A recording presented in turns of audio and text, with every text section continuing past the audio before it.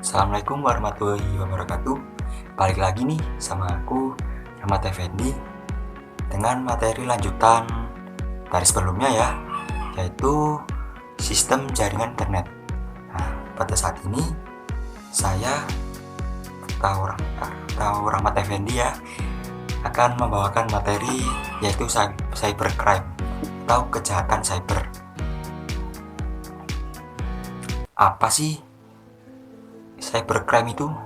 Jadi, cybercrime adalah kejahatan cyber atau tindak kejahatan yang memanfaatkan teknologi komputer dan jaringan internet untuk melakukan peretasan, pencurian, penipuan, penyebaran virus, dan tindak kriminal digital lainnya. Menurut data yang dikumpulkan oleh Comparitech.com, terdapat 153 juta malware pada tahun 2021 dan 93,6% diantaranya mampu merubah kode penyusunnya sehingga susah untuk dideteksi. Selain itu, 50% komputer yang sudah pernah terkena peretasan berpeluang untuk terkena peretasan lagi pada tahun yang sama. Jadi cybercrime itu pada satu perangkat jika sudah teretas, maka di beberapa waktu ke depan bisa diretas lagi.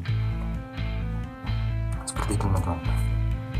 Kita masuk ke jenis-jenis cybercrime ya. Yang pertama ada phishing. Phishing adalah tindakan penipuan online yang bertujuan untuk memancing Anda untuk membocorkan data-data pribadi seperti nomor kartu kredit, kode OTP, dan lain sebagainya. Pelaku tindak kejahatan ini biasanya menggunakan situs palsu yang menyerupai sebuah institusi untuk mencuri identitas Anda. Jadi seperti seakan-akan menjadi suatu orang ternama lah, bisa dikatakan perusahaan gitu, untuk meminta kode-kode yang dibutuhkan untuk verifikasi. Itu sangat bahaya itu. Next ada ransomware.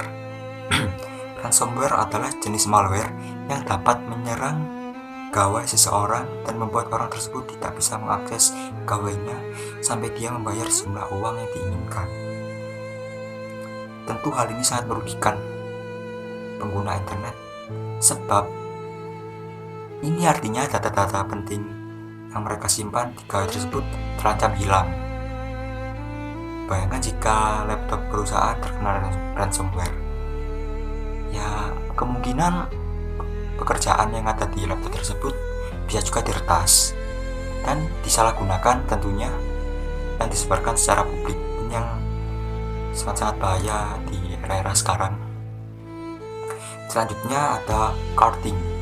Carding adalah kejahatan cyber yang memanfaatkan data kartu kredit orang lain untuk bertransaksi. Data kartu kredit tersebut dapat diperoleh dengan berbagai cara. Misalnya, meretas situs tempat Anda menggunakan nomor kartu kredit untuk berlangganan dan menanamkan hardware khusus di balik mesin EDC yang Anda gunakan untuk membayar di supermarket.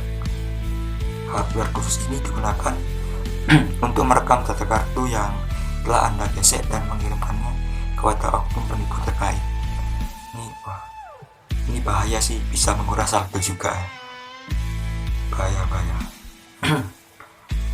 Yang keempat selanjutnya yaitu cracking.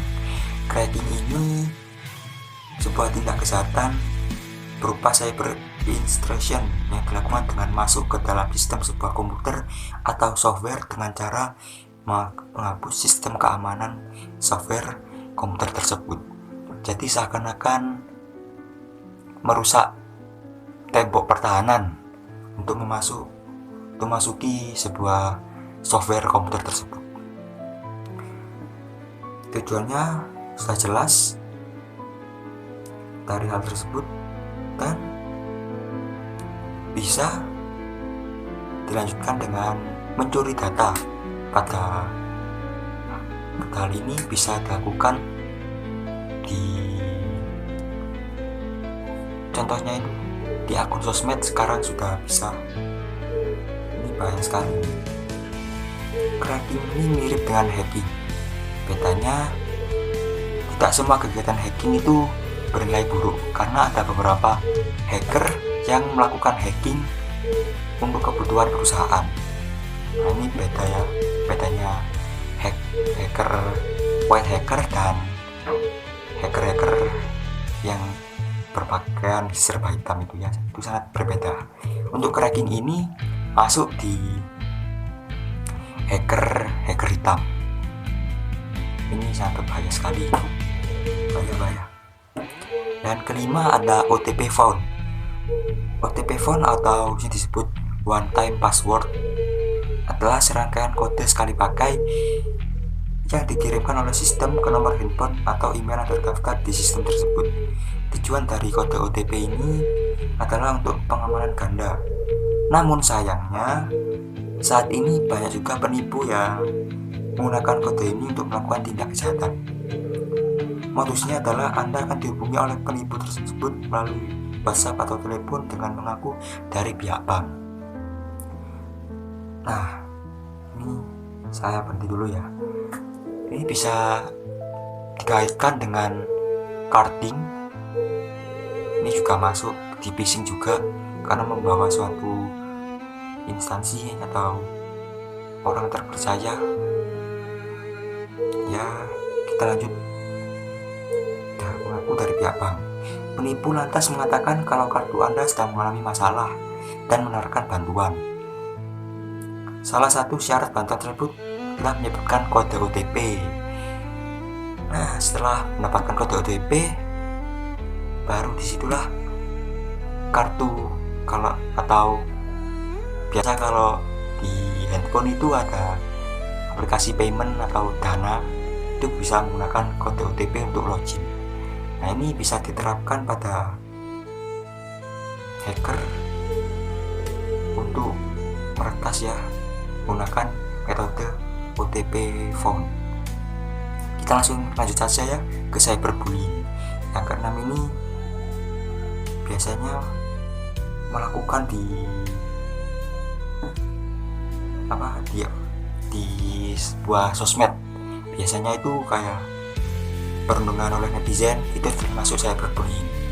Jadi bullying ini cyberbullying tidak hanya untuk meretas saja, juga bisa untuk menyerang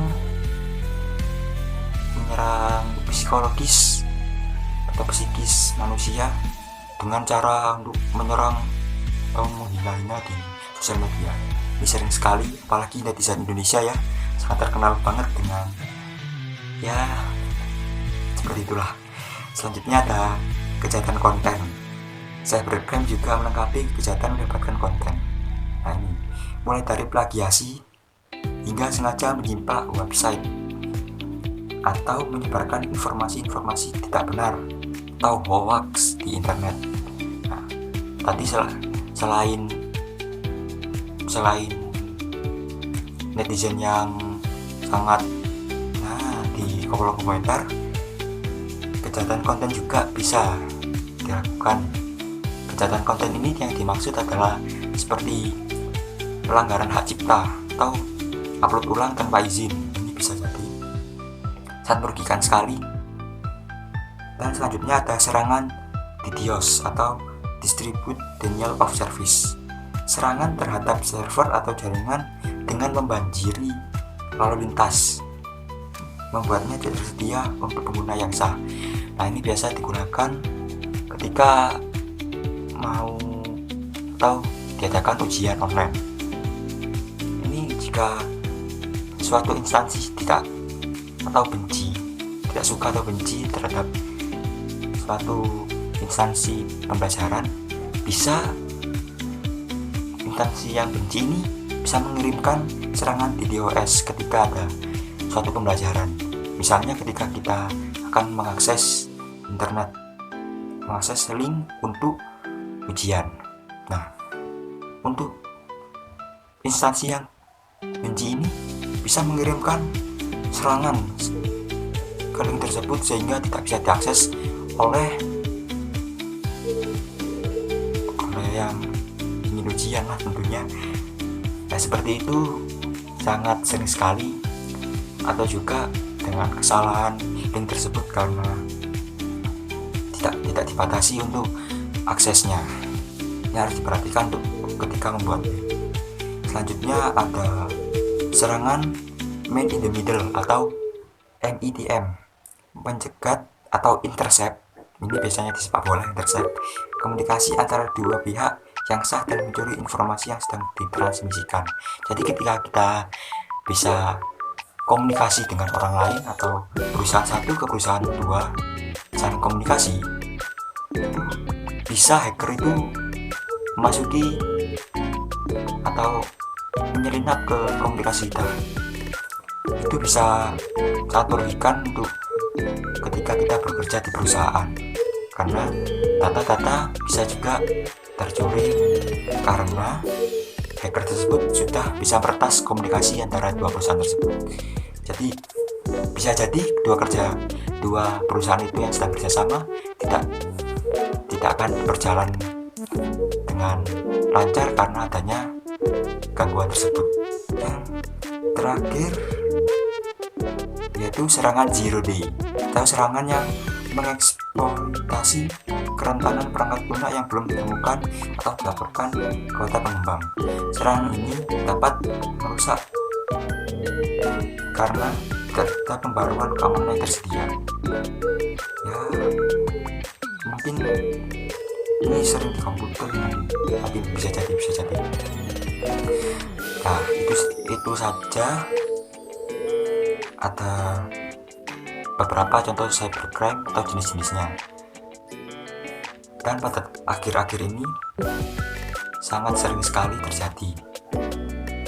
Untuk cara mengatasinya atau mencegahnya, yang pertama bisa mengedukasi karyawan mengenai cara pencegahan cyber. Yang kedua, tidak memencet sembarangan link atau tautan, karena jika kita salah pencet, data kita bisa saja terambil atau tertas. Yang ketiga, memperbarui password secara berskala. Artinya, setiap beberapa bulan sekali atau beberapa periode sekali kalian bisa mengganti password untuk mencegah hal-hal tersebut. Yang keempat, memasang perangkat lunak antivirus, anti malware, dan sejenisnya di gawai komputer perusahaan. Nah, ini untuk mencegah dua komunikasi tadi ya, kalian bisa memasangkan antivirus, anti malware, dan sejenisnya. Yang kelima, menggunakan secure socket layer atau SSL untuk tambahan keamanan pada situs perusahaan. Nah, ini dia part 2 kita setelah jaringan internet ya. Saya rasa kalian bisa mencerna materi yang saya sampaikan, karena materi ini sangat dibutuhkan